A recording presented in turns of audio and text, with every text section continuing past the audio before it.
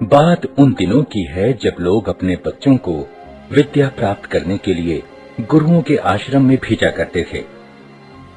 बालक वरदराज जब 5 वर्ष का हुआ तो उसके पिता ने भी उसे शिक्षा ग्रहण करने के लिए एक आश्रम में भेजा। आश्रम में गुरुजी ने अन्य बालकों के समान ही वरदराज को भी पढ़ाना प्रारंभ किया। वरदराज आश्रम में रह तो रहा था, लेकिन उसका मन पढ़ाई में नहीं लगता था। गुरुजी ने उसे तरह तरह से पढ़ाना और समझाना चाहा, लेकिन उसे कुछ भी समझ न आता था। गुरुजी जो कुछ पढ़ाते उसे वह याद ही नहीं रख पाता था। उसकी ऐसी स्थिति देखकर आश्रमवासी बच्चे उसे मंद बुद्धि कहकर चिढ़ाने लगे। इसी प्रकार 5 वर्ष बीत गए। धीरे धीरे उसके सहपाठी उससे आगे बढ़ते गए, पर वरदराज वहीं का वहीं, वह कुछ भी विशेष न सीख सका था। उसके साथ जो पढ़ने आए थे वे तो आगे बढ़ ही गए, जो बाद में आए वे भी उसे पीछे छोड़ आगे निकल गए। एक दिन गुरुजी भी हार मान गए। निराश होकर उन्होंने वरदराज से कहा, बेटा वरदराज, मैं समझता हूं कि पढ़ना लिखना तुम्हारे वश की बात नहीं है। जितना प्रयत्न मुझे करना था उतना मैंने किया, पर मुझे लगता है कि विद्या धन तुम्हारे भाग्य में नहीं है। इससे अच्छा तो यही है कि तुम अपने घर जाओ और वहां का काम काज देखो। वरदराज असमंजस में पड़ गया। गुरुजी के मना करने के कारण उसे अपना भविष्य अंधकारमय लगने लगा। उसे यह चिंता भी सताने लगी कि घर लौटने पर उसके पिता क्या सोचेंगे। गांव के लोग भी उसे मूर्ख महामूर्ख कहकर दुत्कारेंगे। वरदराज करता भी तो क्या, उसने अपना सामान समेटा, गुरुजी के चरण छुए और वह भारी मन से विदा हुआ। वह उदास होकर अनमने भाव से चला जा रहा था। घर वापस जाने का उसका जरा भी मन नहीं था, पर कोई और ठिकाना भी तो नहीं था।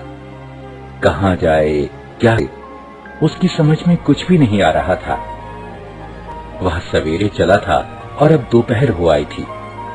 रास्ते में खाने के लिए गुरुजी ने उसे थोड़ा सत्तू दिया था। उसे भूख प्यास भी लगाई थी। चलते चलते उसे एक कुआं दिखाई दिया। वह पानी पीने के लिए कुएं पर पहुंचा। वहां उसने देखा कि पानी खींचने की रस्सी की रगड़ से कुएं की जगह पर निशान पड़ गए हैं और मिट्टी के घड़ों को रखने से जमीन पर गड्ढे पड़ गए हैं। यह दृश्य वरदराज के मस्तिष्क में बिजली की तरह कौंध गया। उसने विचार किया कि जब रस्सी की बार बार रगड़ खाने से कठोर पत्थर पर निशान पड़ सकते हैं, तो क्या लगातार परिश्रम करने से मैं विद्वान नहीं बन सकता? बस फिर क्या था। वरदराज के मन में आशा की किरण जगी। वह बुदबुदाने लगा, मैं भी लगातार परिश्रम करूंगा, अपने पाठों को मन लगाकर बार बार पढ़ूंगा और उन्हें याद करूंगा। फिर देखता हूँ कि मुझे विद्या कैसे नहीं आती। वरदराज ने कुएं पर हाथ मुड़ा और गहरी सांस लेकर आगे की ओर बढ़ा। अब वह सभी प्रकार की चिंताओं से मुक्त था, इतना कि उसे भूख प्यास की भी चिंता नहीं रही थी। वह तेज कदमों से चल रहा था। अब वह दूसरी ही तरह का वरदराज था।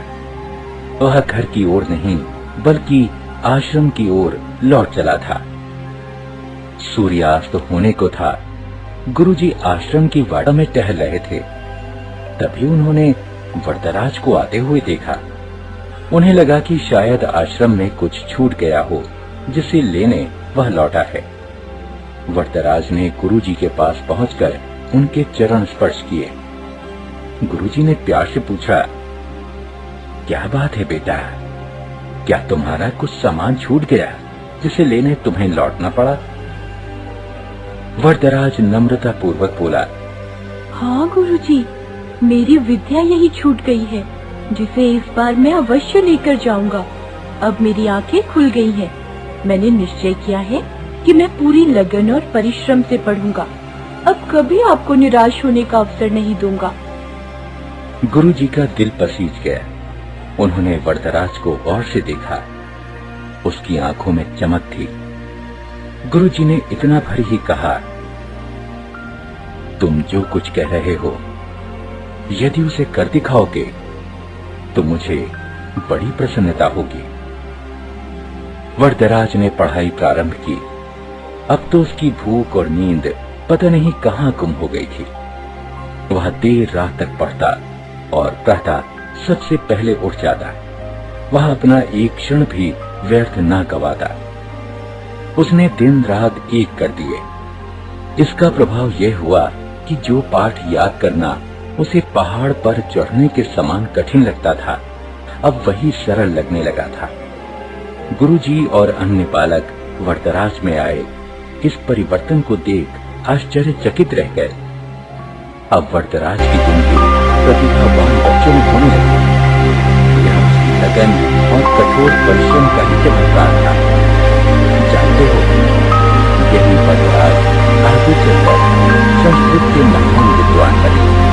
संस्कृत के सबसे बड़े विद्वान पाणिनि के बाद वरदराज का ही नाम आता है।